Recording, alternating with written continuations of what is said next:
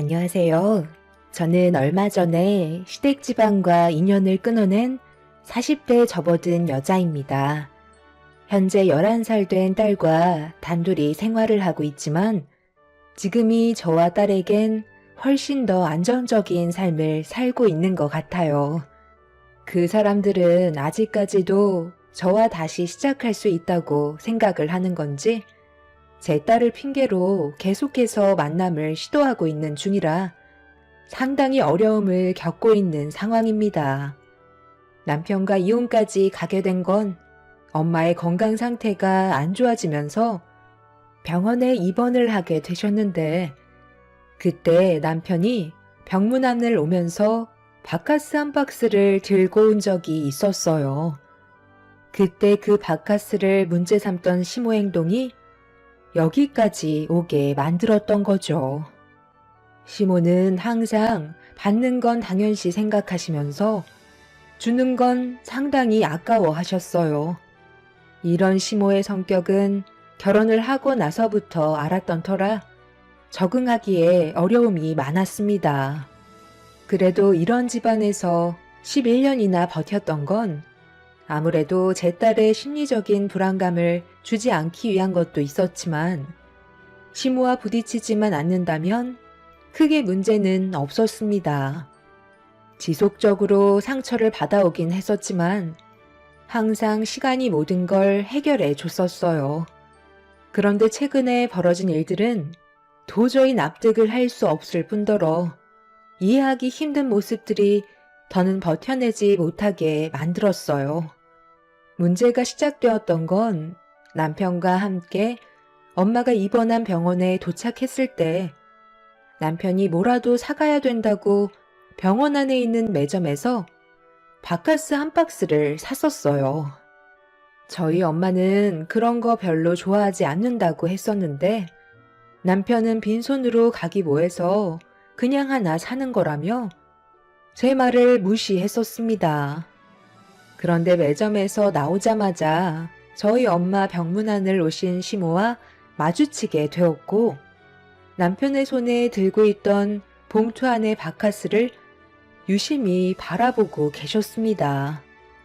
그리고 저는 그런 시모의 모습에 또다시 불안감이 엄습해 오기 시작했죠. 아니나 다를까 시모는 바카스를 손으로 가리키며 말씀하셨어요. 아들, 너 지금 손에 들고 있는 건 뭐냐? 바카스를 산 거야? 아니면 집에 있던 거를 가지고 온 거야? 매점에서 나오는 걸 보니까 사서 나온 거 같은데?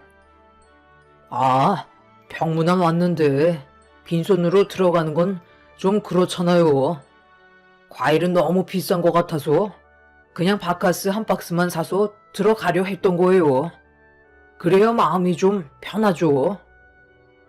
제가 안 사도 된다고 몇 번이나 얘기했었는데 이 사람이 그냥 들어가는 게 마음에 좀 걸렸었나 봐요. 제가 이것저것 사놨다고 했는데도 마음이 불편한가 봐요. 그래서 너는 내 아들이 바카스를 사는데도 뒤에서 가만히 보고만 있었던 거니? 차라리 안 들고 가는 게 낫지. 바카스 한 박스가 뭐야? 이렇게 쓸데없는 곳에 돈을 써야 되겠어?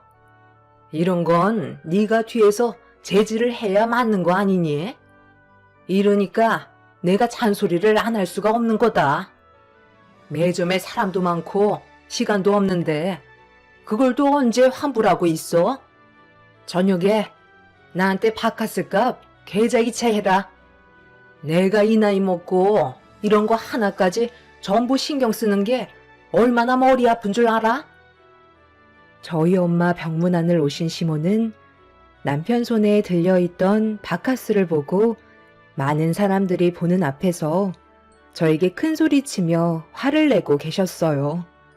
바카스를 산 건 남편인데 왜 제가 욕을 얻어먹어야 하는지 이해할 수 없었지만 시모가 남편이 산 바카스 값을 본인의 계좌로 이체하라는 말은 더 이해할 수가 없었어요.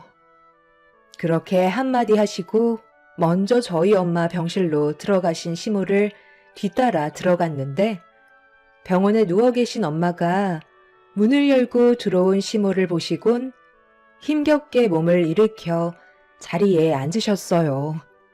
어색한 미소로 시모에게 인사를 건넸지만 받아주지 않으시곤 의자 하나를 끌고 와 기분이 안 좋다는 걸 온몸으로 표현하면서 털썩 앉으셨어요. 순식간에 가라앉아버린 분위기 때문에 병실라는 정적이 흐르기 시작했어요. 엄마의 몸을 이리저리 살피던 시모의 한마디는 충격이었죠. 사돈 때문에 내 아들이 지금 마음에도 없는 돈을 쓴 거 알아요? 아들, 들고 있는 거 가지고 와봐라.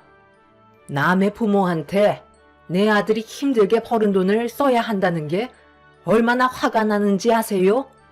사돈께서 입원만 안 하셨었어도 내 아들이 쓸데없이 바카스 같은 건 사지 않았겠죠. 아까 내 아들이 그렇습니다.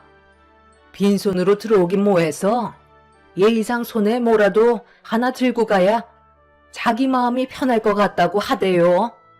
왜 이런 불편한 일들을 만드냐는 거예요. 대충 훑어보니 그게 문제 있는 것 같지도 않구만. 요즘엔 갑상선암은 암 취급도 안 해주는데 온 동네 암 걸렸다고 떠들어대면 되겠어요? 그냥 조용히 치료받고 나오시면 되는걸. 일을 꼭 만들어서 사람 귀찮게 오고 가게 만들어야 속이 후련하세요? 아직 얼굴에 핏기가 살아있는 것 보니 그게 신경 쓰지 않아도 될 것 같네요. 아들, 대충 얼굴 뺐으니까 나랑 저녁이나 먹으러 나가자. 쓸데없이 여기에서 하루 종일 시간 버리고 있을 거니? 지금 엄마랑 얼굴 같이 비쳤으면 됐잖아. 어차피 너도 마음에도 없는 거 억지로 병원에 끌려왔을 텐데 여기에서 시간 버리지 말고 나가서 배나 채우도록 하자. 어차피 너는 여기서 할 것도 없잖아. 지금 환자인 저희 엄마 앞에서 뭐라고 하신 거예요? 갑상선암이 요즘에는 아무것도 아니라고요? 어머님이 멀쩡하시면 그런 막말해도 된다는 거예요? 당신은 갑자기 왜 우리 엄마한테 화를 내고 그래? 틀린 말씀 하신 것도 아니신데 어른한테 얼굴 붉히면서 얘기하면 되겠소? 전부 다 맞는 말만 하신 거잖아. 당신이 병원에 온다는데 내가 안 오면 뭐라고 생각하시겠소? 그런데 막상 와도 나는 할 게 없는 건 엄마 말이 맞는 거잖아. 여기에 있는 게 오히려 방해만 될 뿐이라고. 엄마랑 나는 저녁 먹고 바로 집으로 들어갈 테니까 아까 매점에서 우리 엄마가 한 얘기 잊지 말고 계좌로 8,000원 보내면 될 거야. 시모와 남편은 엄마 앞에서 거침없는 말들을 이어나가고 있었어요. 정말 어이없었던 건 남편이 먼저 퇴근하고 병원에 가려는 저한테 전화를 해선 같이 가자는 말을 꺼냈었는데 저는 솔직히 같이 오고 싶은 마음은 없었거든요. 11년 동안 함께 살면서 서로가 워낙 잘 알고 있어서 그런 건지 또 다른 문제거리가 생기게 될까봐 항상 조심스러웠었는데 이번에도 어김없이 일이 터지고 말았던 거죠. 남편은 좀 이상한 성격을 가지고 있었어요. 제 앞에서는 분위기를 잘 맞춰주는 것 같다가도 시모만 오면 언제 그랬냐는 듯 저는 남보다 못한 존재가 되어버리고 말죠. 무조건 시모의 말만 듣고 동의하는 모습들이 저를 너무 괴롭게 만들었습니다. 남편과 함께 살면서 이런 점이 제일 마음에 안 들었지만 워낙 자주 있었던 일들이라 그러려니 하고 넘어갔었는데 엄마가 멀쩡한 몸으로 병원에 입원하신 것도 아니시고 갑상선 암으로 항암 치료를 받고 계시는데 면전 앞에서 별것도 아닌 암 가지고 엄살 부린다는 시모의 말은 저를 너무 화가 나게 만들었어요. 그런 모습들에 너무 큰 실망과 서운함을 감추지 못했던 저는 안 좋은 감정을 표출하게 되었지만 남편과 시모는 그런 저를 무시하면서 병실 밖으로 나가 버렸습니다. 엄마도 시모와 남편의 태도에 당황스러우셨는지 얼굴 표정이 굳어지시길래 너무 죄송스러웠었어요. 그날 처음으로 엄마한테 시댁지방과 사는 게 힘들어서 그만 정리하고 싶다는 속마음을 진지하게 꺼내 놓았습니다. 제가 괴로워하는 모습을 묵묵히 바라보시던 엄마도 걱정이 많으셨는지 힘들면 서로 갈라서는 것도 방법이라며 날이 가면 갈수록 안 좋아지는 관계를 옆에서 지켜보는 것도 힘들다고 좋은 관계로 만들어갈 수 없을 것 같으면 하루라도 빨리 정리하는 게 좋을 것 같다는 의견을 주셨어요. 그날 엄마와 한참 동안 진지한 대화를 나눈 끝에 이혼을 결정하게 되었죠. 그렇게 집으로 돌아온 저는 남편을 기다렸고 시모와 즐거운 저녁 식사를 했는지 남편의 얼굴은 상당히 밝아져 있는 모습을 보여주고 있었죠. 어머님이랑 단둘이 저녁 먹어서 기분이 상당히 좋았나 봐. 당신이랑 진지하게 할 말이 있으니까 여기 좀 앉아봐. 그동안 정말 많이 고민했었는데 오늘 일로 확실하게 알 수 있겠더라고. 당신이랑은 앞으로 함께 사는 건 어려울 것 같아.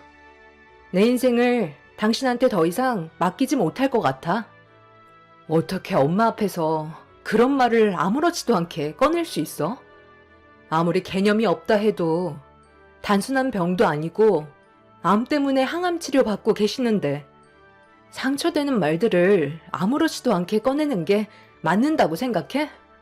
어머님이 그런 성격을 가지고 있으니까 당신이 뭘 보고 배웠는지 안 봐도 알 수 있지. 우리 이쯤에서 그만하자. 지금 뭐 하자는 거야?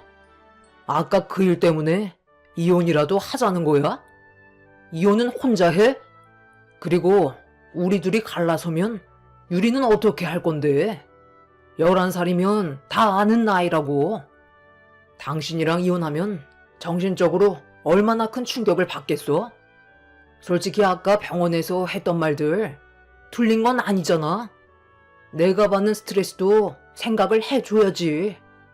그러니까 마음씨를 곱게 쓰셔야지. 80억이나 되는 상가 혼자 관리하시겠다고 그 난리를 치시니까 결국 몸에 문제가 온 거 아니야? 누가 봐도 미련한 행동이라고. 나 같으면 그 상가 처분하고 남은 인생 편히 놀고 먹으면서 살겠다.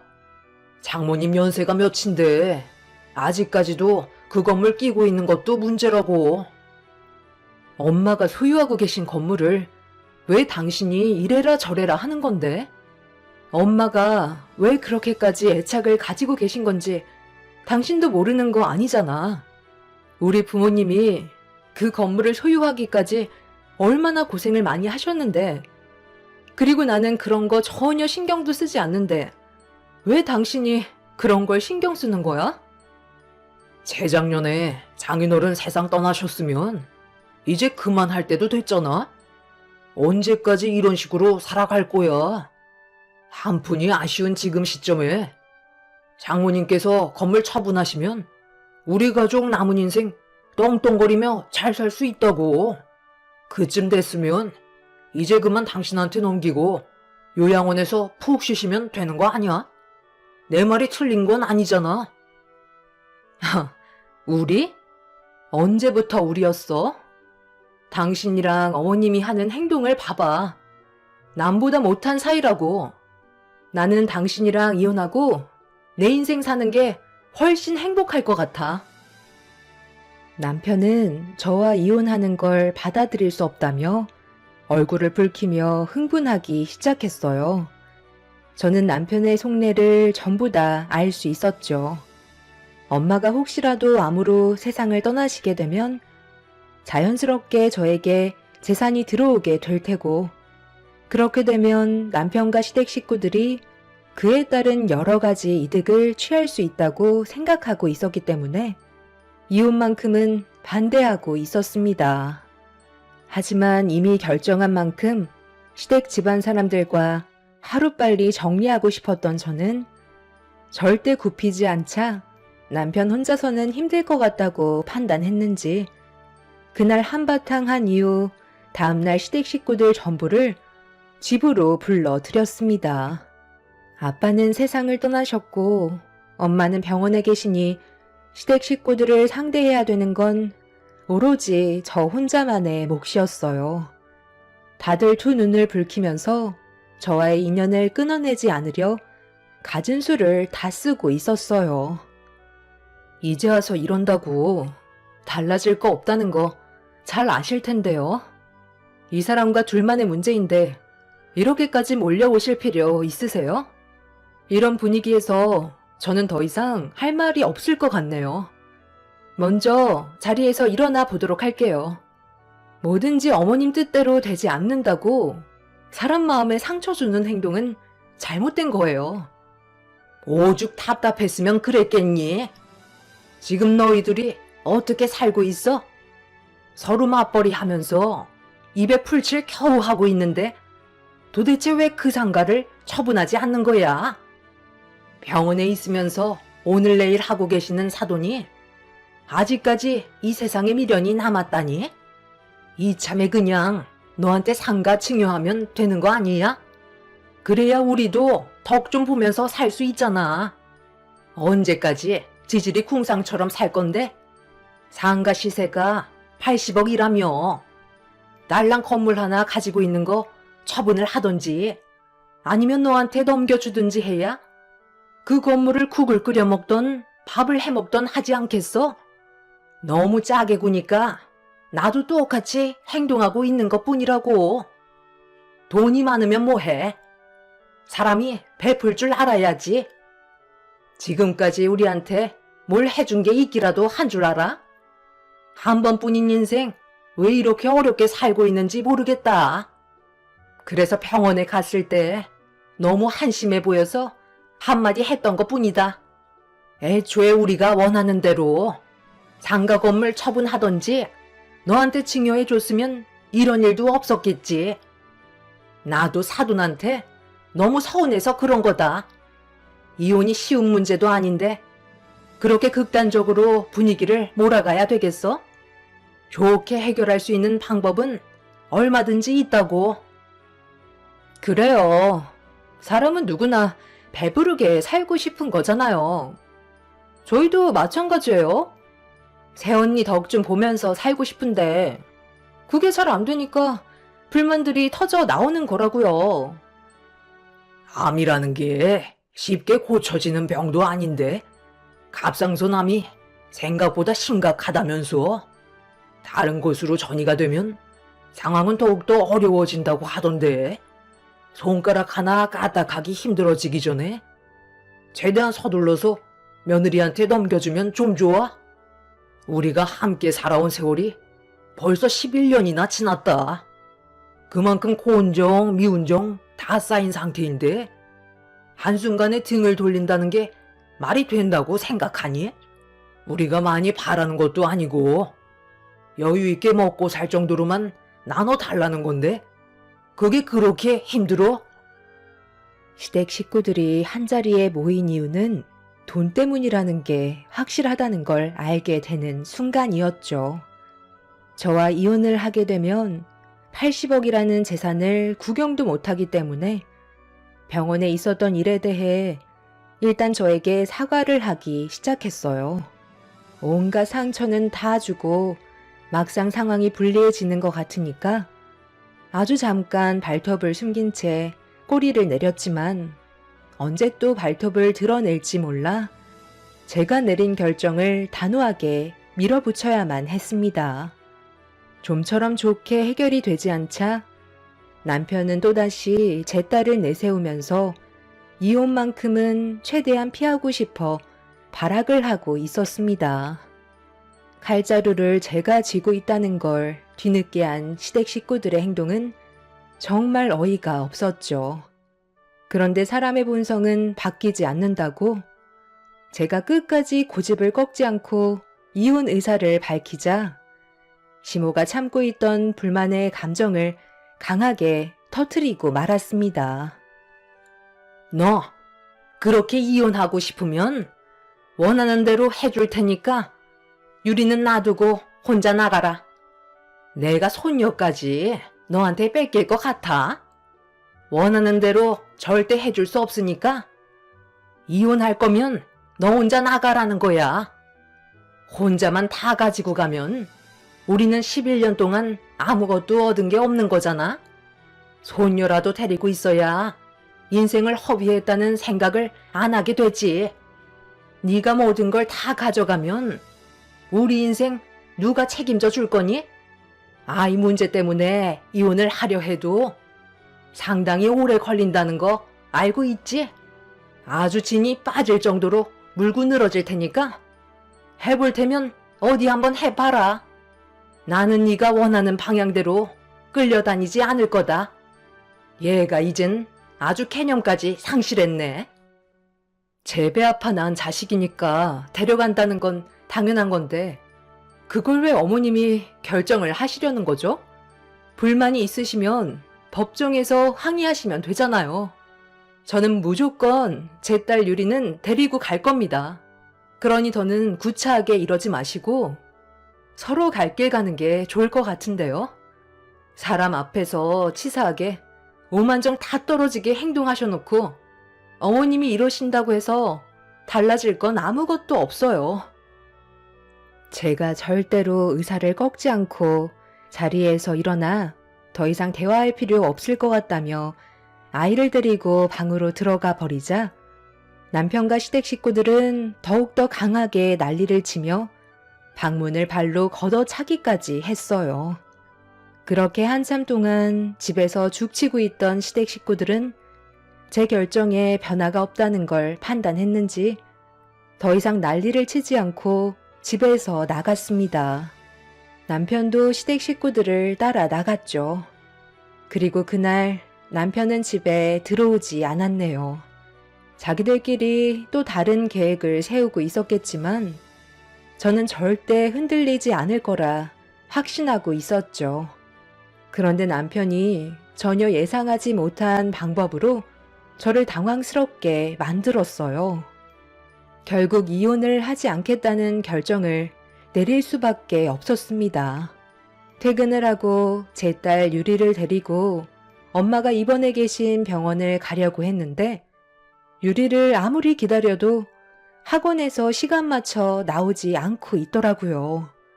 좀 늦게 끝나는 날도 있었기 때문에 30분 정도를 더 기다렸었는데 학원 친구들은 이미 전부 다 집으로 돌아간 것 같아 건물 안으로 들어가 유리를 찾았는데 때마침 나오신 원장님과 마주치게 되면서 유리가 아직 공부 중이냐고 물어보자 충격적인 말을 듣고 말았어요. 그동안 단 한 번도 제 딸을 학원에서 데리러 온 적이 없었던 남편이 데리고 갔다며 한참 전에 같이 나갔다는 말을 듣게 되었죠.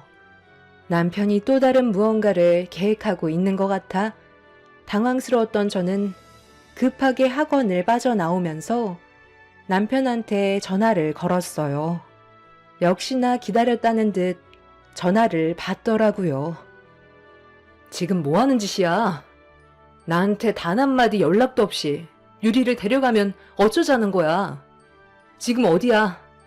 당신이 일부러 이런다는 거 내가 모를 줄 알아? 그러니까 어제 좋게 얘기했을 때 잘 알아들었어야지. 내가 원하는 답을 얻을 때까지 절대 당신 앞에 나타나지 않을 테니까 순순히 내 말 듣는 게 좋을 거야. 전화를 끊는 순간 이혼은 없었던 일로 하면 좋겠어. 만에 하나 다른 생각을 가지거나 쓸데없는 행동을 취한다면 유리는 당신 앞에 영영 나타나지 않을 거야.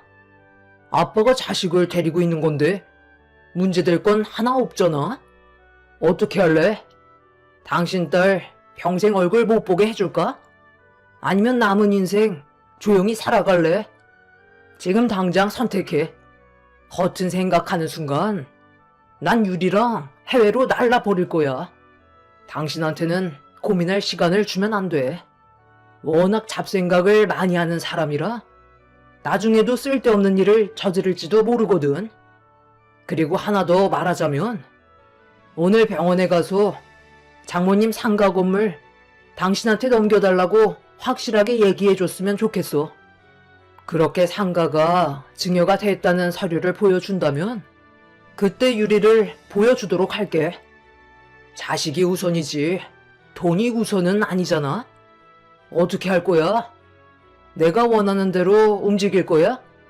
시간은 많지 않다는 걸 알고는 있지? 남편의 말에 엄청난 충격을 받은 저는 머릿속이 하얗게 변하고 말았어요. 남편은 항상 생각지도 못한 일들을 저지르는 성격을 가지고 있어서 만약 제가 남편의 조건을 받아들이지 않는다면 어떤 일들이 벌어지게 될지 그건 저도 알 수 없었습니다. 딸의 안전이 우선이라 판단하게 되면서 고민할 것도 없이 남편의 조건을 수락할 수밖에 없었어요. 그렇게 저는 엄마가 입원해 계신 병원으로 달려가 남편과 일어난 문제들에 대해 전부 다 털어놓았고 제 말을 진지하게 듣고 계셨던 엄마는 가지고 계신 상가 건물을 저에게 증여해 주겠다는 말을 꺼내셨어요. 엄마는 더 이상 건물을 관리할 수 있을 정도로 건강 상태가 좋지 않아 원래 조만간 저에게 증여하려고 계획을 가지고 계셨고 남편과의 상황들이 심각하게 흘러간다는 걸 알곤 더는 고민조차 하지 않으셨어요. 어차피 제 명의로 되는 거기 때문에 크게 문제될 것 같아 보이진 않았죠. 시댁 집안 식구들은 나중에 자기들에게 무언가라도 떨어질까봐 상가 건물의 소유권을 저에게 돌리는 것까지 생각을 한 것 같은데 제 딸만 돌아온다면 그때는 바로 법적으로 소송 준비를 하려고 계획을 하고 있었습니다. 결국 저는 엄마한테 상가 건물을 증여받게 되었고 남편도 자기가 원하는 대로 이루어졌다고 생각했는지 딸과 함께 아무렇지도 않게 집으로 들어왔어요. 저를 너무 힘들게 만들었던 남편에 대한 분노가 얼굴을 향해 날아가면서 뺨에 손을 올려 붙였습니다. 딸은 별일 없었다면서 흥분한 저를 말리고 있었지만 남편의 생각 없는 행동들이 결국 제 눈에서 눈물을 흘리게 만들었어요. 서로 사랑해서 만난 사이였는데 11년의 세월 동안 저는 단 한 번도 사랑을 받아본 적도 없었고 남편은 저에게 많은 실망만 안겨주고 있었죠. 크게 바라는 거 없이 서로 웃으면서 행복한 가정을 꾸리는 걸 원했었는데 남편은 그런 사소한 것조차 저를 충족시켜주지 못했었어요. 자기도 뺨 정도는 예상하고 있었는지 아무렇지도 않게 들어와서는 아무 말도 하지 않고 방으로 들어가 버렸습니다. 그날 하루 종일 거실에서 눈물을 훔치다가 저도 모르게 지쳐 잠이 들었는데 눈을 떴을 때 늦은 새벽 시간이 되어 있었습니다.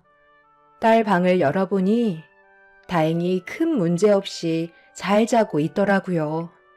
그런데 옆방에서 남편이 누군가와 통화하는 소리가 조용히 들려오길래 귀를 기울여 숨죽인 채 남편의 통화 소리를 듣게 되었죠.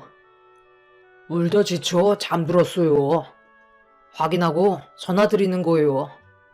유리를 만나지 못할까봐 두려웠는지 제 말에 순순히 따르더라고요. 경찰에 신고하면 제가 어떻게 하겠어요?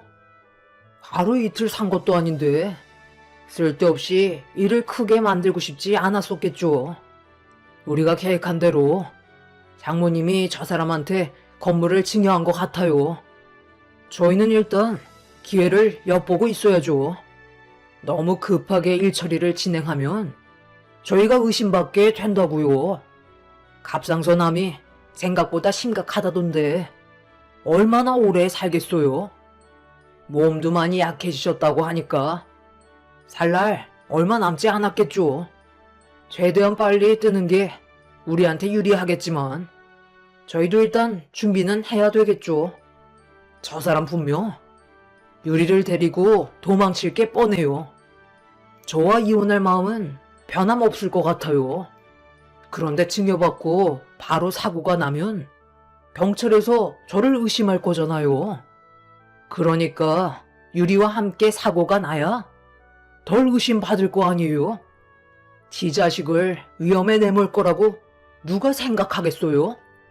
그러니까 최대한 조심스럽게 접근하는 게 좋겠죠.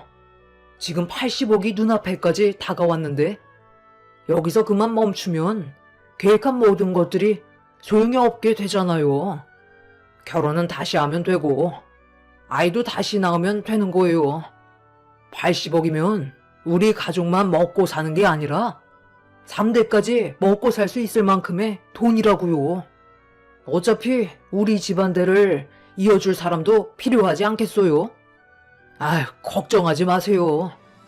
사고는 언제 어디서나 일어날 수 있는 문제라고요. 이번 주 안에 시작할 거니까 너무 불안해하지 마세요. 다 잘 될 거예요. 암 걸린 장모가 뭘 할 수 있겠어요? 자기 몸 하나 가누는 것도 힘들어하는데 저 사람 세상 떠났다고 하면 그 충격에 같이 세상을 떠나겠죠. 불안하다고 해서 계속 전화하시다가 저 사람이 깨서 듣기라도 하면 어떡해요? 내일 만나서 다시 얘기해요. 그럼 끊을게요. 남편이 전화를 끊는 순간 저는 급하게 소파로 돌아와 잠든 척 돌아 누웠어요. 그 사이 남편이 방문을 조심스럽게 열며 제가 자고 있는지 확인을 한 다음 다시 방문을 닫았습니다. 그리곤 또다시 누군가에게 전화를 하고 있는 것 같아 보였어요.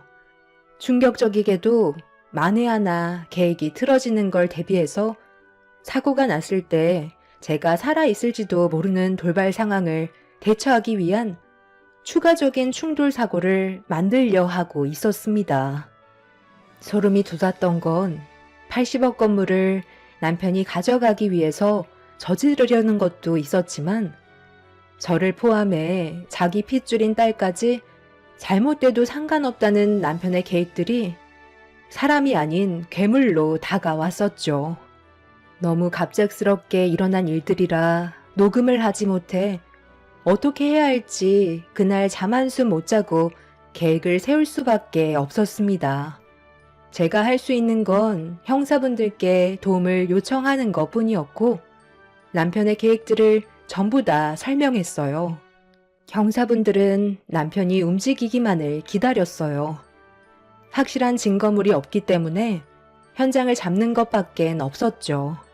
그렇게 때를 기다리고 있던 어느 날 예상대로 남편의 움직임이 수상했고 언제인지 기억도 나지 않는 식사 자리를 남편이 만들었어요. 앞으로 저와 잘 지내고 싶다는 남편의 말을 묵묵히 듣고 있었고 좋은 곳에 예약을 해두었다면서 저와 딸을 차 뒷좌석에 태웠습니다. 남편의 계획이 시작된 것 같다고 담당 형사에게 도움을 요청하자 저와 딸이 타고 있는 차를 뒤따라오고 있었습니다. 그리고 잠시 뒤 저희 뒤쪽으로 의문의 차량 한 대가 바짝 쫓아오고 있었죠.